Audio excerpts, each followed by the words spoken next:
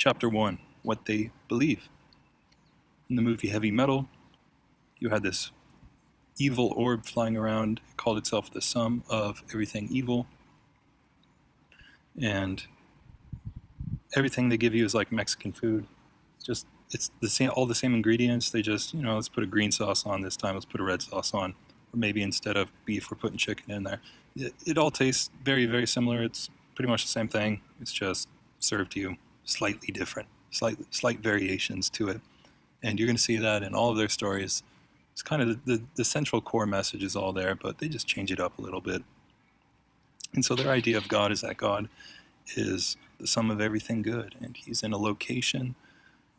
He spits out or creates, or sonic booms, whatever he does. He creates angels, or aeons in the Gnostic religion, that's what they call them.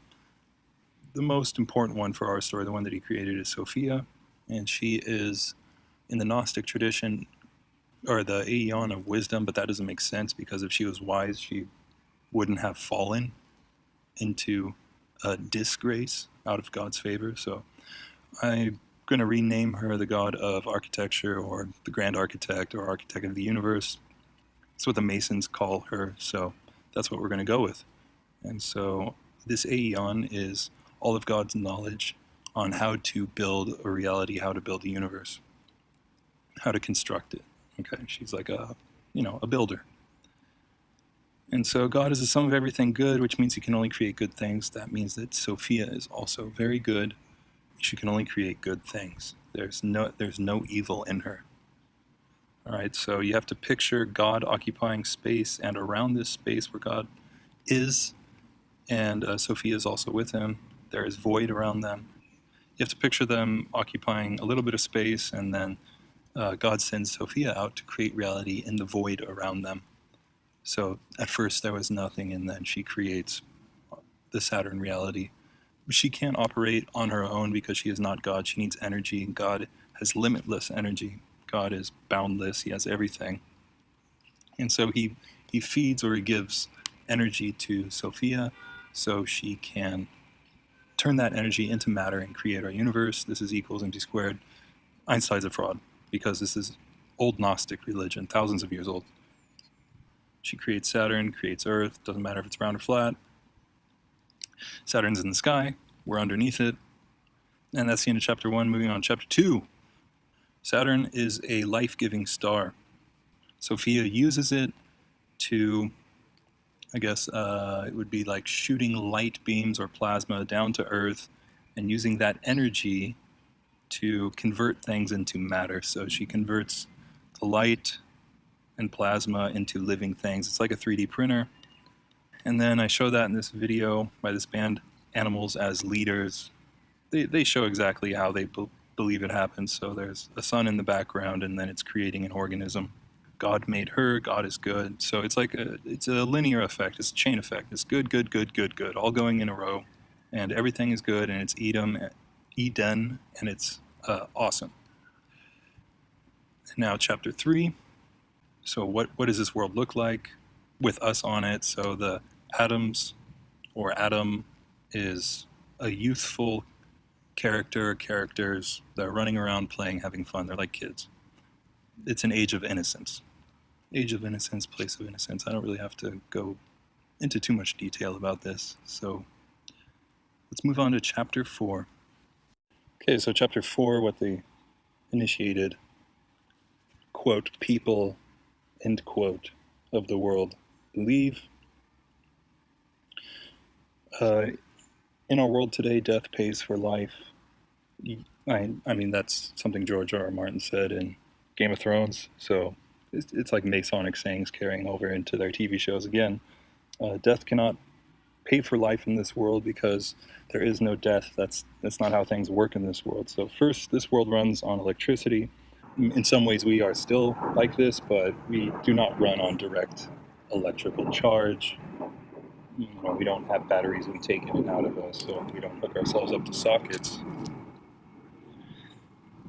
I first realized this after seeing this piece of architecture in downtown Frankfurt, and it just reminded me of a spark plug, and also reminded me that I've seen this before.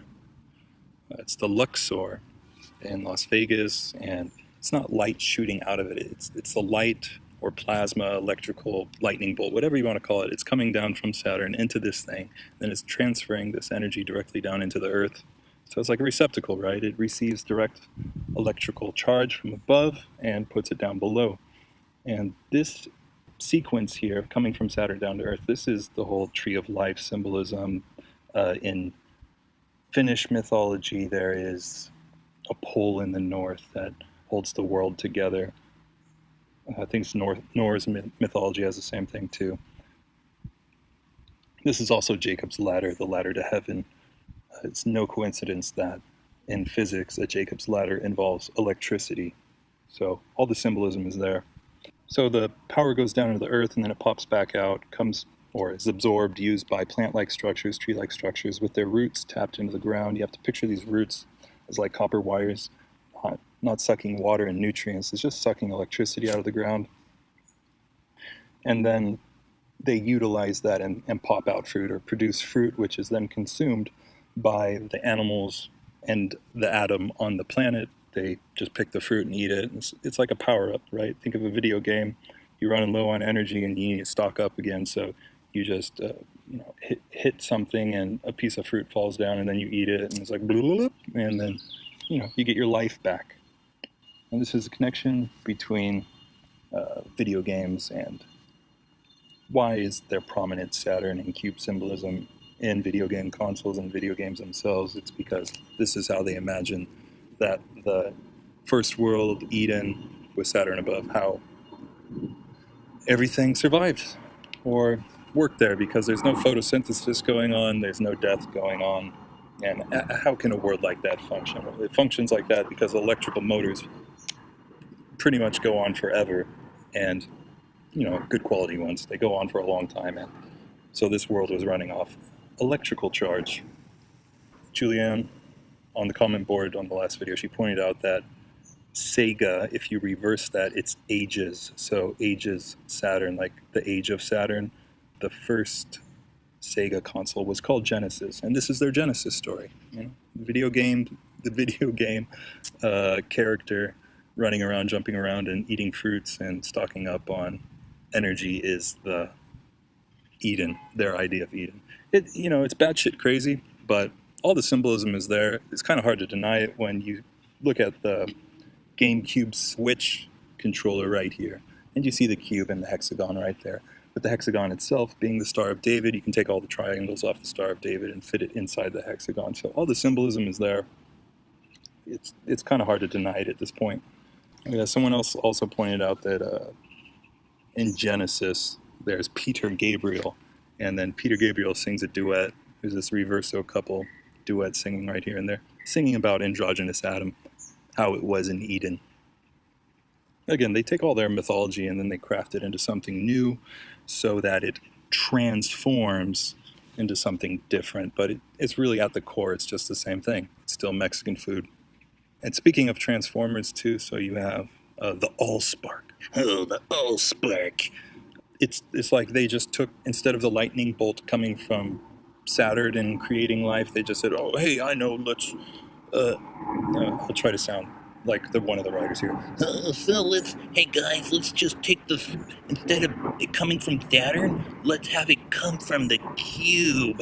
Oh my gosh, we're so clever. So, they just changed the story around. The electricity that gives sentient life to electronic devices, right? It comes from the cube instead of coming from Saturn. So they just mix it up a little bit, just Mexican food. I think in Orange County, they have one of these cube things too. I can't remember the 5. I think you drive by on the 5 and you see like this tilted cube there. Someone said there's a Taco Bell inside. Maybe there was at one point. I'm not really sure. I think there's also dinosaur statues outside. So obviously hinting towards something, right? Creationism, cubism. Oh, and the shape of the cube itself represented as a hexagon. Ice Cube doing this advertisement for the Sega Saturn, right? And so his name has the cube in it again. So it all connects. All right, chapter 5.